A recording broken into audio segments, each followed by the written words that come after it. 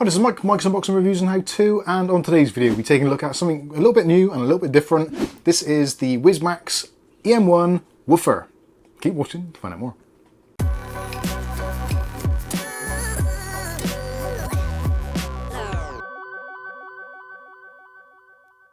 Okay, so in today's video we're taking a look at the Micronics Wizmax EM1 Woofer. This is a Micro ATX case from the people over at Wizmax, or Micronics Wizmax, whichever way you want to look at it. This was sent over to us free of charge for review purposes to check out, and from what I can tell at the moment it doesn't actually appear to be available in the United Kingdom or the United States for that matter, but it is available in other territories, so do keep an eye out for it. It is going to be something which I've spoken with Mike, and basically they're looking at expanding into other areas, such as the United Kingdom, United States, Canada, etc, etc. So potentially you may see this design ending up in a store near you, but is it worth buying? So that is what we're going to find out today.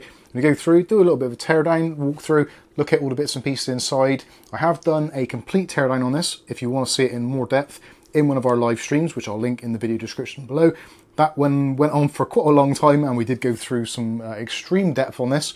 So if you want to see a little bit more, then please do link to that. But if you just want a slightly quicker version of it, then let's go ahead and look at it now. So to start off with, it's available in two colours. There is the white version, which we have here, and there is also a black version of it. So depending which you want to fit in with the rest of your decor, then there's possibly going to be something for you. Now there isn't any addressable RGB on this at all. We do have some LED illumination with these white illuminations in the front and towards the back there, and that is the same for both the black and the white versions. When it comes to things such as cooling and graphics cards, you can fit a graphics card in here of up to 320mm in length, and you're looking at CPU clearance height of somewhere in the region of about 160mm. So this is a relatively compact chassis. You can still fit in a 140mm AIO in the top section if you want to, or actually it will fit one in behind here, although that possibly will kind of go against the whole ethos and the look of the 160mm fan, which is adorning the front, which is a very, very unusual size. I don't think I've ever seen a 160mm fan on any other computer case. If you have, let us know in the comments. I'd be very interested to see what other cases have taken advantage of this size. And there are some advantages of that. Obviously, being 160mm, you get some of the benefits or some of the static pressure of the smaller 120mm fans, but you don't get that kind of huge cumbersomeness of the 200mm fans. So it's kind of somewhere in between. It is unfortunately a static speed fan, so we are looking at somewhere around about 800 RPM for the front fan and about 900 RPM for the rear 120. Those are static, and to be honest with you, those potentially could be for some people a slight drawback, although depending on your needs and what you want it to look like, that's entirely up to you. Of course, if you want to, you could potentially swap out the fans for other fans after. You still retain obviously the look, but you can change out the fans for RGB ones or just plain fans should you wish to. It is a relatively lightweight case, and actually without anything in it, you're looking at somewhere around about 4.5 kilos. And when it comes to the actual dimensions of it, I'll put those on the screen for you now. So you're looking at 424mm high, 210mm wide, and 373mm deep. So let's take a quick look around the PC and see what it's all about. So obviously on this front panel you can see the 160mm fan. You can actually turn the lighting off, so if the lighting isn't to your taste, then press this button there and you can turn it off, and obviously it still works. The fan is still spinning, but the illumination is off. So weird that it doesn't turn off the back one as well, because they are linked, but yeah, anyway, it is what it is, I suppose. So if you do want it on, you can have that. That is the only options with the RGB button, or the lighting button I should say. So it's either a on or off deal. Now actually, I'm going to turn the PC off now so we can take this apart a little bit further, and so we don't obviously damage anything which is spinning. That's better already. Now I don't hear a fan and all the associated PC noise. Now that is actually something, the fans are a little bit noisier than I would like. Personally, I would love to have seen PWM controlled fans on here, but sadly they are fixed speed, so there is that to it. I'll take you inside so you can actually see what is going on behind here. The front panel, easily removable, just a quick tug on the bottom, and then that will reveal the fan inside. So as you can see, 160mm fan, very unusual, like it a lot. Normally, there is actually an additional filter on the back of here as well. So you've got a filter on the front which retains the mesh, which gives it that kind of woofer or speaker look. And there's a mesh on the back, which actually, if you do put the mesh on the back, it does obviously filter more dust, and it does seem to cancel out some of the noise of the fan as well. So maybe if you want it to be a little bit silent, then you could leave that intact. I'm opting for airflow, so I've removed the rear filter.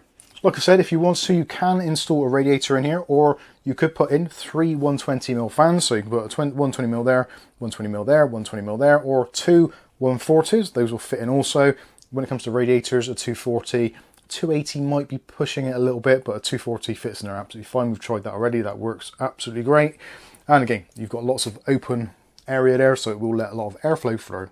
Now, taking a look inside is very easy to do, and if you are like me and you're someone who likes to tinker with your PCs a lot, this is absolutely great. You don't even need a screwdriver. All you need is fingers, and you can pull this tab here, which is a fabric tab, and you've got this glass, tempered glass, which spins right away out of the way. So if you do want to do any work on your PC, then you certainly can do. There is a very light smoke tint to the glass, which I actually think adds a little bit of a kind of mystique and nice look to it. I prefer this over a completely clear glass. And of course, if your build isn't that tidy inside, then it does hide up that a little bit as well. Another thing is attention to detail. Little things like this. So on the actual glass here, it says Micronics EM1 Woofer, which is the name of the PC case. I think it's just nice to have that sort of thing embossed into the glass. It's not a sticker. It does appear to be embossed in there, so that's really nice. This is all held in with magnets, so just closes itself. And again, something else to take attention to is their attention to detail. So the fact that this actually matches up and just closes, you don't have to wiggle it or do anything with it to actually get it to fit in, which is a little bit better than some of the cases that I've had. Anyway, besides the point. So considering its relatively budget nature, now I should talk about that. The estimated street price for the EM1 Woofer, and also in black or white, does appear to be somewhere in the region of about $50. So depending on your exchange rate locally, kind of, this is going to differ depending where in the world you are. But for us in the UK, it should mean that it should have a retail street price of somewhere in the region of about £50. Something else you'll notice, obviously from the side, is the wooden feet. Now, there's some people that don't like this because they're possibly of a different generation. I actually like this. I do like the wood effect feet, raising up off the ground, which serves a lot of purposes actually. It allows more air to get in underneath for ventilation, filtration, all that kind of stuff. And also you could possibly store things underneath it, like a mouse or a joystick, something along those lines.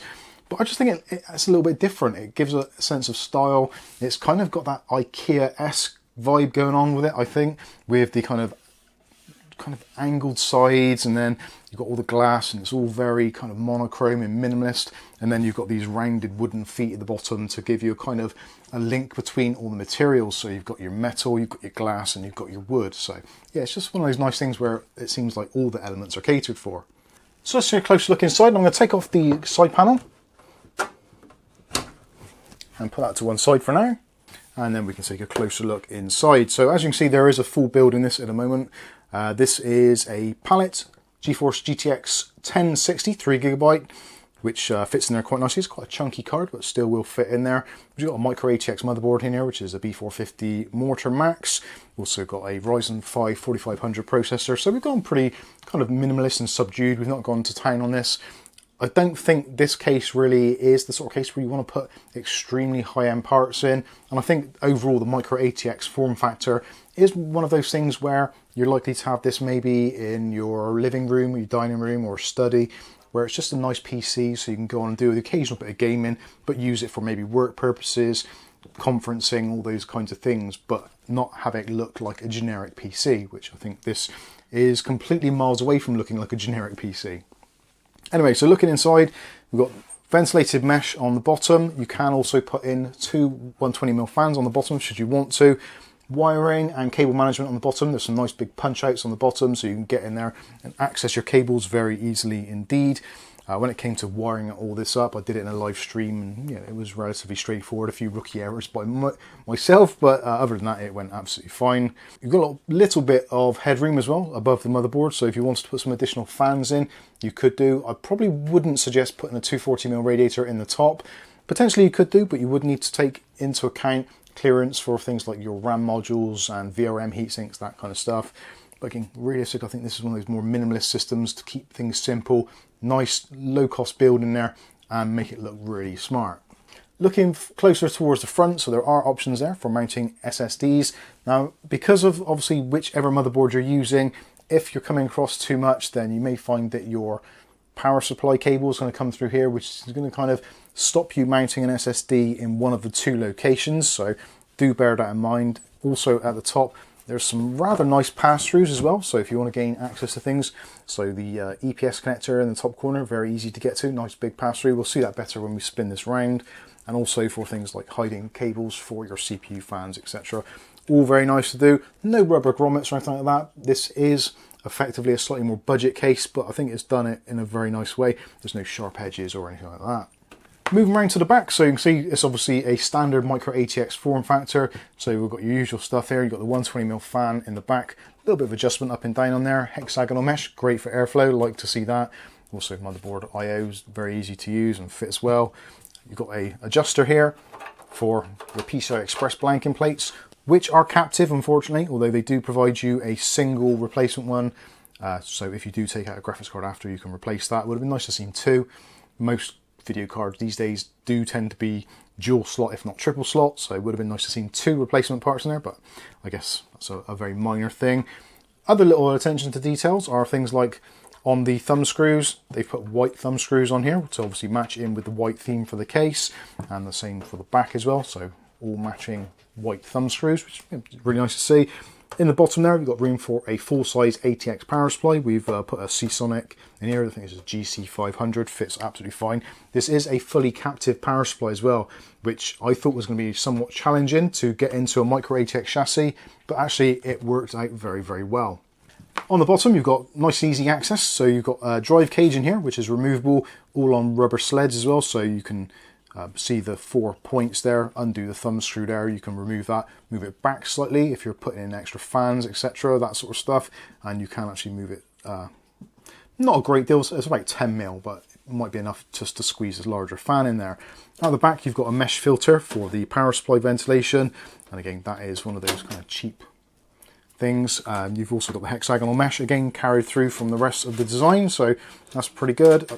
I'm not a big fan of these sort of filters, but I guess ultimately they kind of do what they're designed to do, and it keeps dust and debris out of your power supply, which is its primary job. Also, you can see at the front there, the grab handle, so when you pull the front off, just grab that section there, pull it off, and also that will give you a little bit of more ventilation, albeit unfiltered. You can also see the wooden effect legs. These are actually plastic, and they're molded, so they look like wood, but yeah, they do a pretty good job. They're quite convincing. And also you get some rubber skate feet as well to stop vibrations, etc. Those I found did actually start coming off. The adhesive wasn't great on them, so I have actually put a couple of dabs of super glue on there. So if you can see a little bit of super glue burn on there, that's just where I put a few dabs on there just to keep them in place. Getting into the back section is very easy. Again, we've got the thumb screws. They're not captive, but I don't think it's the end of the world. And you've got the panel, which is a little bit flimsy, but it's got the nice latching mechanism. So there are two little bolts there, or screws, which latch in at the front here and holds it all into place. And as you can see, it's an extremely tidy setup in the back, although possibly you could do tidier, but this for me is actually very good. So we've got our main power cable going up there, you've got your IO, you've got some power cables coming from the fans at the back, and your EPS connector tucked in there nicely. Massive cutout here, so if you're using a Intel system, especially LJ1700, where you've got a slightly bigger cross section now, then you've got a nice big cutout to gain access to custom cooling sections. Plenty of punch outs for cable management, not that I needed them, so one there, there's a couple down the side, which are hidden unfortunately by the wires, a couple there and there, so yeah, plenty of tie down points, probably more than is actually necessary. You've also got, again, like I said, those big holes there at the top for passing through your EPS or CPU fan cables, that sort of stuff. Drive cage in the bottom, removable, like I said, so undo the thumb screw, pull it out, all on rubber sleds. You can put two 3.5-inch drives on there, or 3.5 on the bottom, 2.5 on the top. And again, if you wanted to, somehow you can mount SSDs on this section here, but on the other side. But obviously, depending where your cables are coming through, you may not be able to do that. But otherwise, power supply fits in there nicely. It's a relatively large power supply, and all the additional cables are tucked in there very nicely and relatively neatly. So yeah, no complaints there at all. On the top, we've got the I/O, so not a particularly elaborate affair, but it does what it needs to do. So you've got power button, hard drive LED and power LED. Next to that, there is a reset switch, which is slightly indented, so you can't get to it particularly easily, which is probably a good thing. You've then got the LED switch there, which is a little bit easier to access. USB 3.0 or USB 3.2 Gen 1, however you want to look at it. Next to that, a USB 2.0 and another USB 2.0. So things like your traditional low-speed devices, maybe a headset, wireless keyboard and mouse dongles, that sort of thing, those are going to be absolutely fine. And then next to that, you've got a microphone and headset jack, all separate, which is all good. Next to that, you've got a removable filter, dust filter. Depending on how you're using this system, I would say probably that's more for stopping dust and things falling into it rather than actually filtering air coming out of it. And again, we've got this nice hexagonal mesh. So if you do decide to put some either 120s in there or some form of radiator setup, certainly you can do that. Although I'd be very hesitant about putting 140s in here. Technically, you could do it. You could probably put one 140 in there. Due to the way that the hexagonal mesh is laid out, you could get the screws to fit in and get it to hold in place. But again, do be cautious of your motherboard, VRMs, and also RGB RAM, etc. in case you knock anything. Realistically, two 120mm fans in there are going to be absolutely fine. So there you go. There is a look at the Micronics Wizmax EM1 Woofer. I've got to be honest with you, I like it. I really do. I think it's a very unique design. And for me, it ticks a lot of boxes. It's relatively cheap. It looks pretty cool. It's got a pop-out side window. You can fit parts in there pretty easily, and it doesn't cost a fortune. What more could you want? Well, possibly some of you may not appreciate the design, or you may not appreciate the form factor, in which case, if you don't, believe it or not, these guys actually do a ATX version of this, which is basically bigger. And it's called the EM2 Stereo, which, as you've probably guessed already, has two of these 160mm fans up front. So if you do like the larger form factor and you kind of like the idea of this, then there is a bigger version available, as are a ton of other very crazy designs, which I really do encourage you to check out. I'll leave some links for these guys in the video description. Now, I will say this video is in no way sponsored, paid for, or anything. Literally, they've shipped the case over to me at their expense, but no money has changed hands. They haven't asked me to say or do anything. They've literally said, Mike, here's the case, please take a look at it and show your viewers, and we'll see what the feedback is like and take it from there. So that is exactly what we're trying to do here. So please do let rip in the comments section below. The guys from Micronics Wizmax will be checking out your comments, so please, if you've got any comments, criticisms, or anything you'd like to suggest or you'd like to see actually from Wizmax on the channel, please do let us know in that comment section below. When it comes to temperatures, I haven't gone in depth on temperature testing on this. Realistically, depending what you're putting in there is going to change things dramatically. Now with the Ryzen 5 4500, which we've got in here currently, and the GTX 1060 3GB, we found that the graphics card got up to about 71 degrees, which is its kind of normal habitat, and stayed there, no thermal throttling or anything like that. So there's plenty of airflow from the 160mm fan.